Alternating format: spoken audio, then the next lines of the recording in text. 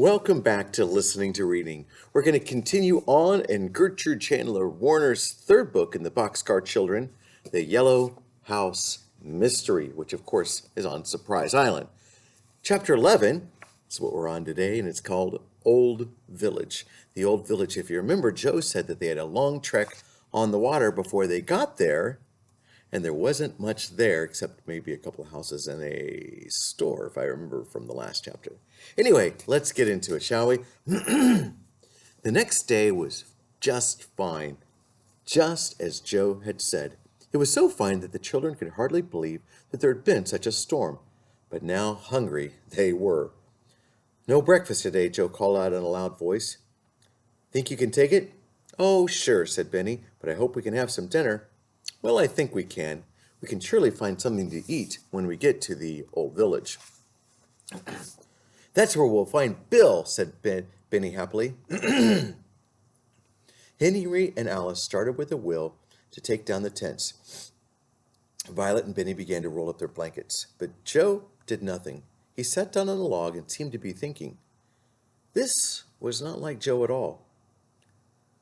"Leave him be," said Alice quietly to the children. "Let's go unpacking. He'll soon help too." But Joe didn't begin to pack. Instead, he called them all to stop packing and to come to him for a minute. "I want you all to understand why I took you way up here. Maybe it was for nothing." Benny just said, "That's where we'll find Bill." "Now, I don't really think we'll find Bill. I never thought so. I think Bill must have died a long time ago. The boss at the lumber camp had never heard of him. Mr. Long and Mr. Hill hadn't either, and they'd both been around here many years." Joe stopped and smiled at Benny. Then he went on. "You see, I don't really think we'll find the tin box either." "Why are you telling all this, Joe?" asked Violet in her gentle voice. "Are you afraid we'll be disappointed?" "You're exactly right," said Joe. He looked at his little cousin. "I don't want you to be disappointed because you can't solve the mystery.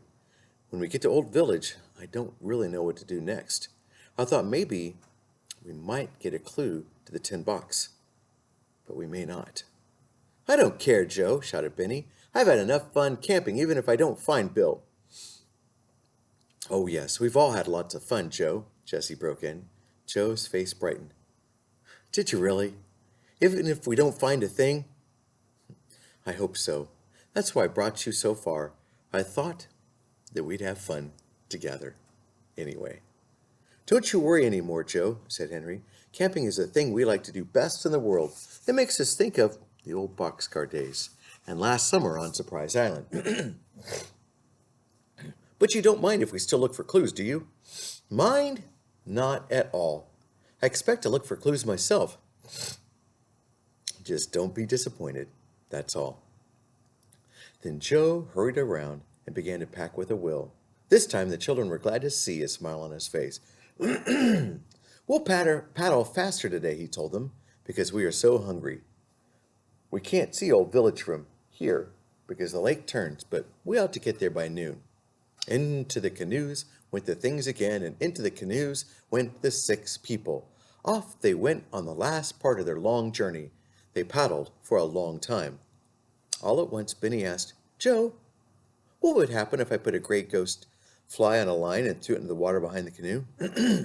"Well, you might lose your rod, and then again you might catch a fish." He was delighted to give Benny something to do. Then the boy would not feel so hungry. "I am going to try it," said Benny. This time he put on the fly right.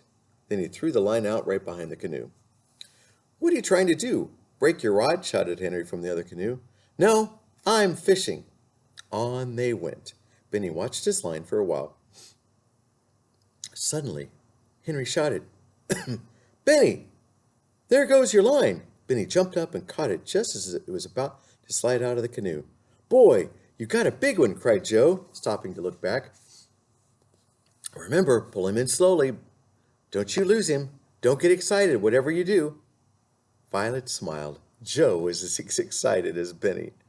How the big fish did fight to get away, but Benny played him carefully and slowly brought him to the side of the canoe. Want me to help you, young fellow? Asked Joe. Please, said Benny. He was afraid he might lose the big fish. Joe leaned out and pulled it quickly into the canoe.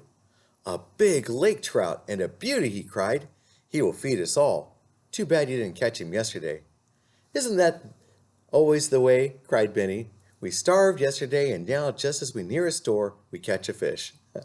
Never mind, said Joe. We'll eat him yet.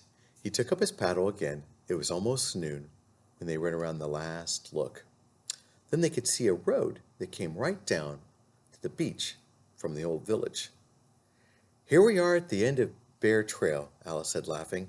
We have found neither a clue nor Bill. Joe, aren't you excited now? Excited?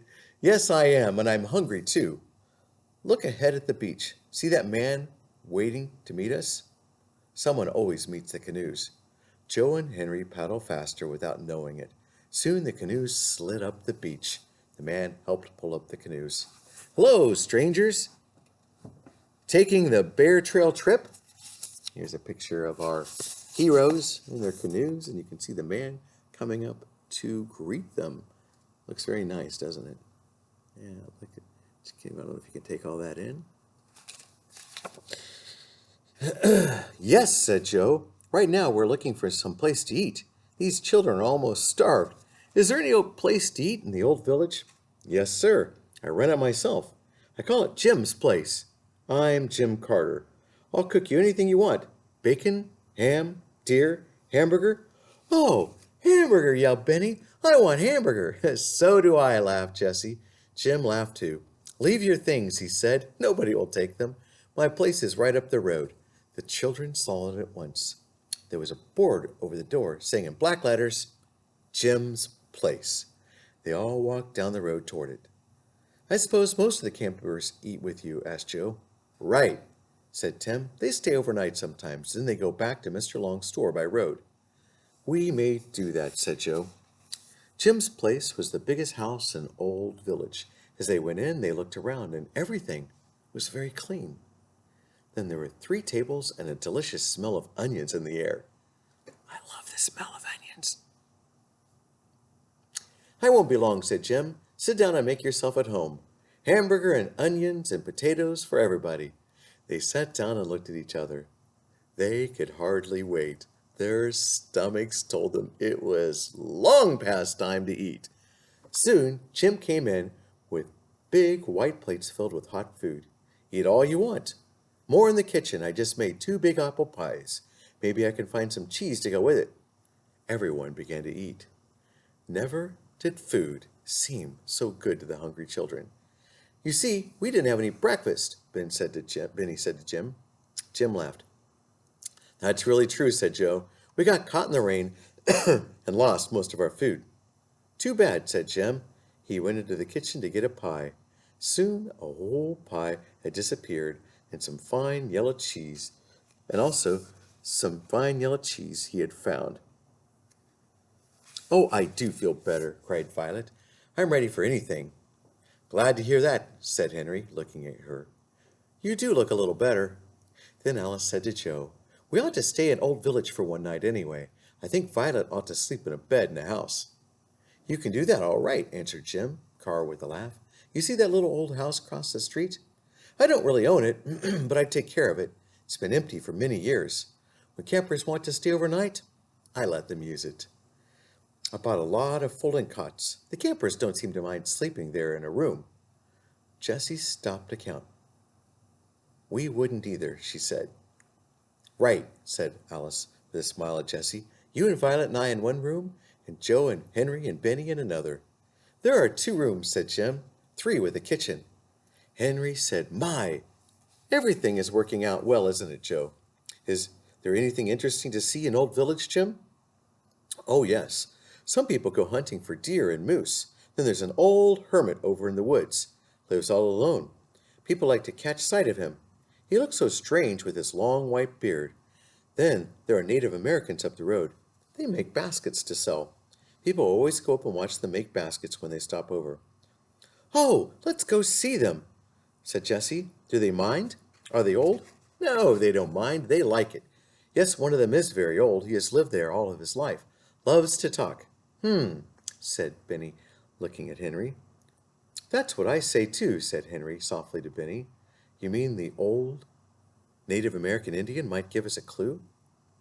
Maybe, said Benny, smiling to himself. Henry paid for their dinner, and they all went off up the road. Joe, began Jessie excitedly, maybe this old Indian has heard of Bill long ago. We can ask him. Soon they could see an Indian girl sitting on the steps of an old house making a basket. And here's a picture of the Native American girl making her basket. My, doesn't she work fast, said Alice.